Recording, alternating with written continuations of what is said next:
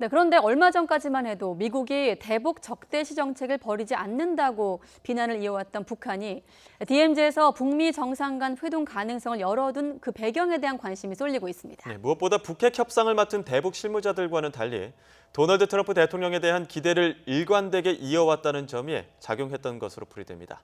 보도에 김세호 기자입니다.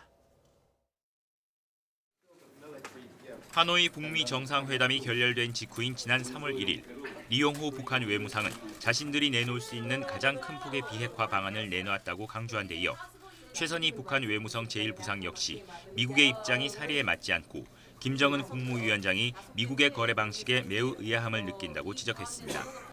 이후 비핵화 방안을 놓고 일괄적 해결을 원하는 미국과 단계적 해결을 원하는 북한의 입장은 팽팽히 맞서왔습니다. 그러면서도 북한은 트럼프 미국 대통령을 신뢰한다는 입장을 유지해왔습니다. 우리는 여전히 훌륭한 관계를 유지하고 있으며 생각나면 아무 때든 서로 안부를 묻는 편지도 주고받을 수 있습니다.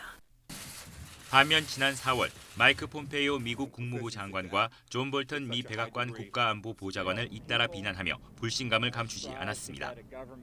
여기에 5월 초 북한이 단거리 미사일을 잇따라 시험 발사하면서 긴장 국면이 조성되기도 했습니다. 하지만 북한은 발사체의 구체적인 재원을 밝히지 않았고 트럼프 대통령 역시 북한이 신뢰를 위반하지 않았다며 수위를 조절하는 모습이었습니다.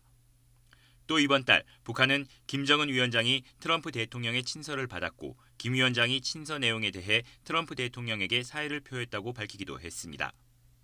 북한이 지난 26일 외무성 담화에서 적대적인 정책 작성자들이 있는 한 북미 관계 개선이 어렵다고 했는데 다르게 말하면 트럼프 대통령은 여전히 믿고 있다는 뜻으로 풀이됩니다. 최선희 외무성 제1부상이 담화를 통해 DMZ에서의 북미 정상이 만날 수 있다는 가능성을 열어둔 것도 결국 트럼프 대통령에 대한 북한의 이러한 기조가 반영된 것으로 보입니다.